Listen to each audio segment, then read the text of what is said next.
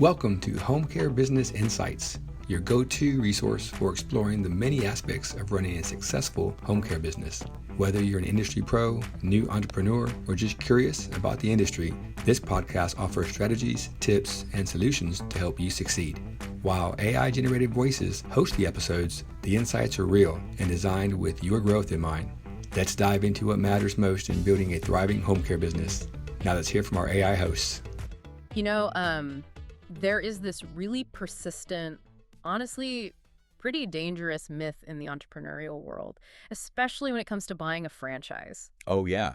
The vending machine myth. Exactly. It's this idea that buying a business is basically like buying a massive, expensive vending machine. You drop in your initial franchise fee, the corporate office hands you the keys and a thick operating manual. You plug it in, and then you just sit back and collect the output. Right. And I mean, it is a really tempting illusion. People look at the glossy brochures and they see the brand recognition, the slick marketing, the proven systems. Yeah. And they assume the transaction is entirely static. Like you buy the playbook, you run the plays, you win the game. But then you step into the actual reality of running a business, right? Particularly in a sector that is as complex, human, and heavily regulated as home care. Oh, absolutely. Suddenly you realize you haven't bought a static vending machine at all. You have stepped into a living, breathing, and frankly, highly volatile ecosystem. Yeah. And that static playbook you were handed on day one, I mean, in the home care industry, an operating manual that isn't constantly being updated is basically obsolete the moment the ink dries. Right, exactly. So, welcome to this deep dive for Home Care Business Insights. This is brought to you by Caring Senior Service. I am your host and joined as always by our resident franchise expert. And if you are listening to this right now, you are likely exploring the home care industry yourself. You're probably looking at the surging demographics, the aging population, and you are weighing a massive decision. Do I buy into a franchise or do I just strike out on my own as an independent operator? And when we analyze that choice, our minds immediately go to the obvious variables, right? We think about brand power, maybe bulk purchasing discounts. Right, or operational software. Exactly. The tangible assets, the things you can literally put on a spreadsheet and measure on day one. But today, we're going entirely past the spreadsheet. We want to focus on a hidden, long-term operational weapon, something that honestly rarely gets the spotlight in franchise sales pitches. Which is crazy because it is mathematically and operationally the single biggest determinant of whether a home care business actually thrives over a decade or just slowly bleeds out. Right. So our mission today is to explore the mechanics of continuous learning. We are going to unpack how a robust franchise network functions not just as a brand, but as a decentralized intelligence network that dramatically shortens your learning curve. Because when you look at the raw operational data of the home care industry, the burden of education on an independent operator is just staggering. It really is. The landscape is not a vacuum. I mean, what a family expects from a caregiver today, the tech required to track that care, the legal frameworks governing how you pay that caregiver, none of it is the same as it was even 36 months ago. Well, let's ground this in reality for a second. Let's consider a massive shift in the industry, like the nationwide rollout of electronic visit verification. Oh, EVV. Yeah, EVV. So for those outside the industry listening right now, EVV is this mandate requiring electronic proof that a caregiver actually showed up to a client's home. Right, tracking the exact time, the location, the specific service provided. Exactly. And it's often tied directly to Medicaid reimbursement, which makes it incredibly high stakes. It is a massive logistical hurdle. Like for an independent business owner, an EVV mandate hitting their state is a full-blown crisis. Because they have to figure it all out themselves. Entirely by themselves. They have to read and interpret the complex legal text of the state mandate.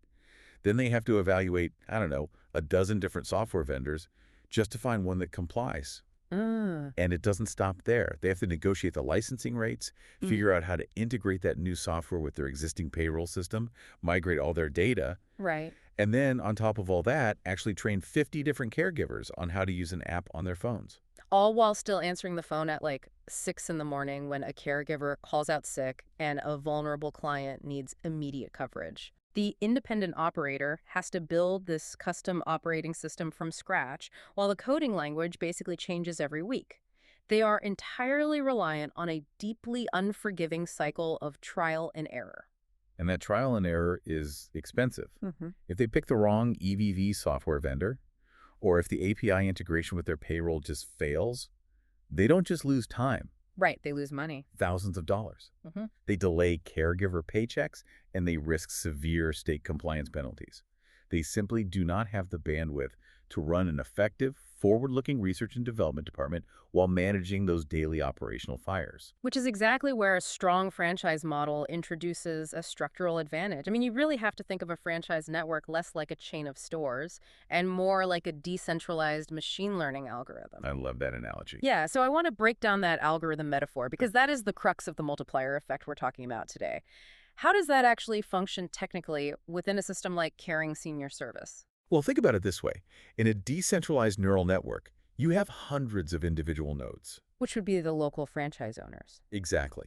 Operating in different markets all across the country. And every day, those nodes are encountering friction. Like what kind of friction? Oh, a new localized shift in caregiver wage expectations.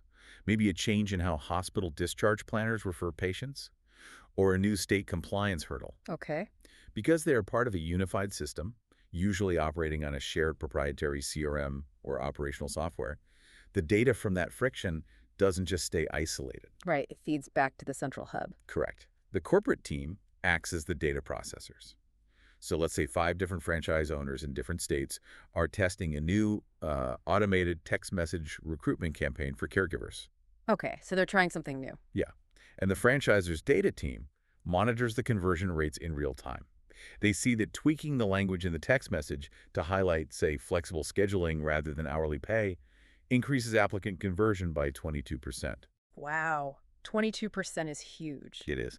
So the corporate office analyzes that data, refines the recruitment template, updates the operating manual, and instantly pushes that new best practice out to all the other locations nationwide. So instead of one independent owner spending, I don't know, 6 months and $10,000 figuring out that their recruitment ads are using the wrong psychological triggers, the entire network instantly absorbs the solution. Exactly. It is a massive reduction in the cost of failure. It fundamentally changes the risk profile of the business.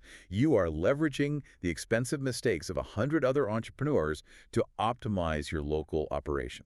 Okay, but I want to introduce some pushback here. Sure. Because a savvy entrepreneur listening to this is probably thinking about the downside of that central hub. Doesn't corporate homogenization actually stifle the local innovation you're talking about? That's a fair question. Like, if I am legally bound by a franchise agreement to run the franchisor's specific playbook, how do I adapt to the unique quirks of my specific town? A standardized system sounds great for quality control, but it also sounds, well, slow. How does a corporate giant beat a nimble local independent who can pivot on a dime? That is a critical distinction to make, and honestly, it is the exact dividing line between a weak franchise and a strong one. Okay, let's unpack this. Weak franchisors use the playbook as a cage. They dictate rigid, outdated rules, and they punish deviation. Strong franchisors, however, use the playbook as a living baseline. A living baseline. Yeah. The standardization isn't about forcing you to use generic marketing that doesn't work in your town. It's about standardizing the back-end mechanics. So the compliance, the software integrations, the payroll structures. Exactly. They handle all that heavy lifting so that you actually have the free time to innovate on the front end. So the standardization is what buys the local owner the bandwidth to be nimble. Precisely. If you aren't spending 40 hours a month manually auditing caregiver timesheets because the franchisor provided a fully automated EVV integration, you can spend those 40 hours actually building relationships with the specialized dementia clinics in your specific zip code. Exactly. The franchise system provides the operational chassis, right? But the local owner tunes the engine to the local terrain. And that is such a great way to put it. And that leads directly into how the training itself has to evolve. Let's look at the timeline of a typical franchisee. On day one, especially for someone coming from, say, corporate America or a completely different industry with zero home care background. Which is very common. Very common. So the franchisor acts as an intensive boot camp. They are basically downloading that living baseline into your brain. The compliance, local marketing, financial setups, emergency protocols. Right, because the initial training is designed purely for operational survival and launch velocity. It just ensures you can safely and legally open your doors and begin acquiring clients and caregivers. But here's the thing. The skill set required to survive year one is vastly different from the skill set required to dominate year three. Completely. In year one, you are in the weeds. You are reacting. You might personally be filling in to handle an administrative disaster or answering the after-hours emergency line. You're basically the primary dispatcher. Exactly. But if you execute the model correctly and scale to, say, 3 million in revenue with 80 caregivers, you cannot operate as a dispatcher anymore. No, you'd burn out immediately.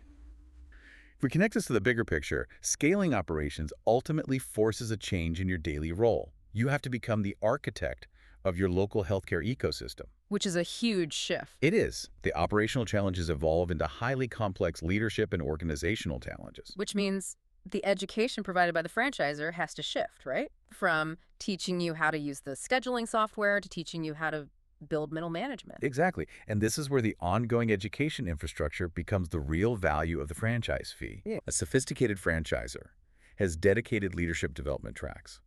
They aren't just sending you newsletters about software updates. Right. They are hosting specialized masterminds on creating compensation tiers for administrative staff, or how to legally structure a retention bonus program for veteran caregivers without running afoul of the Department of Labor. Or even how to transition from direct-to-consumer marketing to complex B2B sales. I mean, an independent owner might know how to run a Facebook ad for local families. Sure. But does an independent owner know how to walk into a massive regional hospital system, sit down with the director of case management, and negotiate a preferred provider agreement for post-acute discharge patients? Generally, no, because that requires high-level data presentation. It requires showing the hospital your readmission reduction rates. Which you wouldn't have without the network. Right. A strong franchise system provides the national data sets, the slide decks, and the advanced training modules to equip the local owner for those exact high-stakes executive meetings. They train you to elevate your role. It's like you stop playing the instrument and start conducting the entire orchestra. That's a great analogy. And taking that a step further, the franchisor isn't the only source of that ongoing education. Yeah. One of the most fascinating mechanisms of a franchise system is how it forces owners to interact with each other. Yes. The peer network. Right. As an independent owner, you have zero peers. You cannot call the home care agency across town and ask them how they structure their direct labor costs. Because they are your direct competitor. They want you to fail. Exactly. You are operating in a total silo. But within a franchise network, the dynamic is collaborative rather than competitive because the territories are protected. Right. An owner in Texas is not competing with an owner in Ohio. Which opens the door for radical transparency. Let's talk about how the peer network actually functions, because it is much more intense than just having a few drinks at an annual conference. We are talking about deep, granular financial benchmarking. What's fascinating here is that financial benchmarking is arguably the most powerful tool in the franchise arsenal. Yeah. In mature franchise systems, owners are organized into regional performance groups. And before a quarterly meeting, everyone submits their blinded profit and loss statements. No. The data is aggregated, and you can see exactly where you stand against your peers. That has to be a jarring but incredibly illuminating experience. It really is. It removes all the guesswork. If your gross margin is 35%, and you see that 5 other owners of similar size are operating at a 42% gross margin. You know instantly that you have a specific fixable problem. Exactly. You don't have to guess if the market is just tough or if inflation's eating your profits. You can look at the data and say, okay, their direct labor costs are identical to mine, but their workers' compensation premiums and overtime payouts are drastically lower. And then, because you are in a collaborative network, you literally just ask them how they fixed it. Right. You find out that the owner in the neighboring state implemented a specific franchisor-approved scheduling rule that hard stops caregivers before they hit 40 hours, completely eliminating accidental overtime bleed. Yep. The solution is handed to you on a silver platter by someone who has already pressure tested it in the real world. That level of peer-to-peer data sharing completely collapses the timeline for problem solving. It takes a problem that might have slowly eroded an independent business over 3 years and solves it in a 30-minute roundtable discussion. It's incredible. But, and there is a massive caveat to all of this. Or there always is. All the data aggregation, the CRM updates, the advanced leadership masterminds, the financial benchmarking groups, none of it matters if the local owner's brain is closed for business.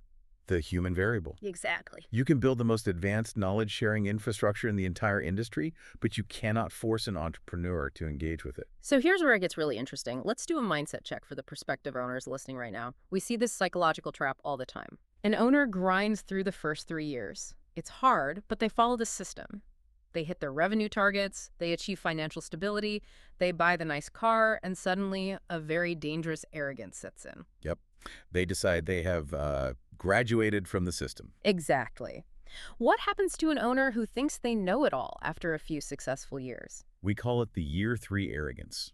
It is a well-documented phenomenon in franchising.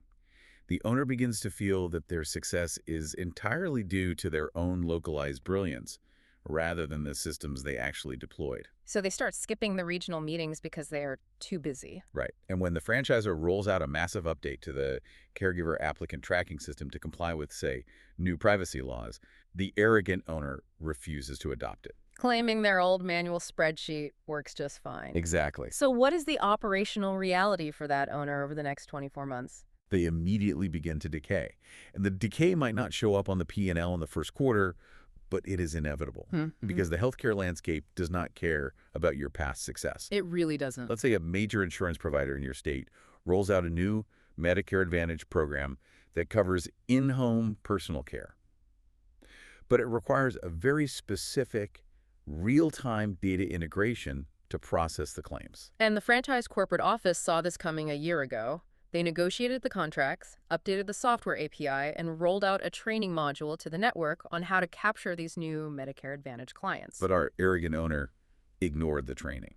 They refused to update the software. So suddenly, a massive new revenue stream opens up in their exact territory, and they are technologically and operationally locked out of it entirely. Wow, and by the time they realize their mistake, their more adaptable competitors, including other franchisees who actually stayed engaged, have already captured the market share. Yep. It perfectly illustrates why humility is a hard operational requirement, not just a nice personality trait. If you assume that the tactics that got you to $3 million in revenue are the exact same tactics that will get you to $10 million, you will plateau. The market is constantly shifting beneath your feet.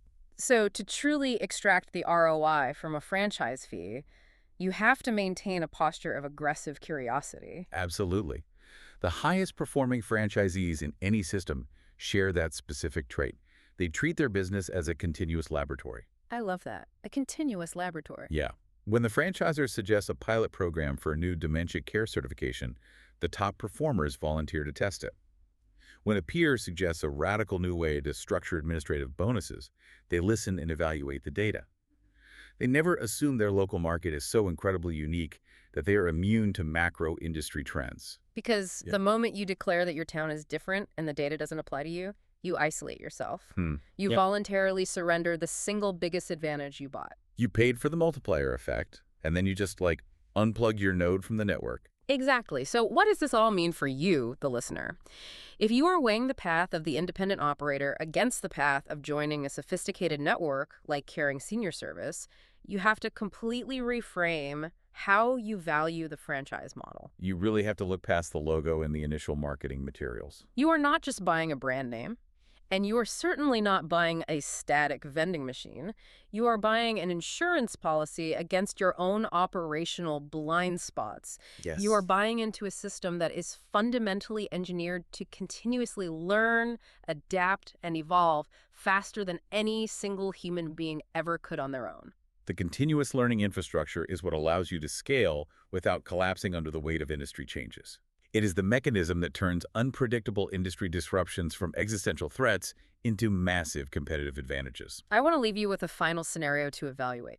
Think back to the sheer chaos of the global disruptions that hit the healthcare sector over the last few years. Right. The rules of labor, compliance, and safety literally changed overnight. Exactly. Now look forward. Tomorrow, an entirely unforeseen black swan event could hit your local market. It could be a sweeping new federal labor classification for caregivers. It could be a massive technological disruption in how hospital networks refer patients.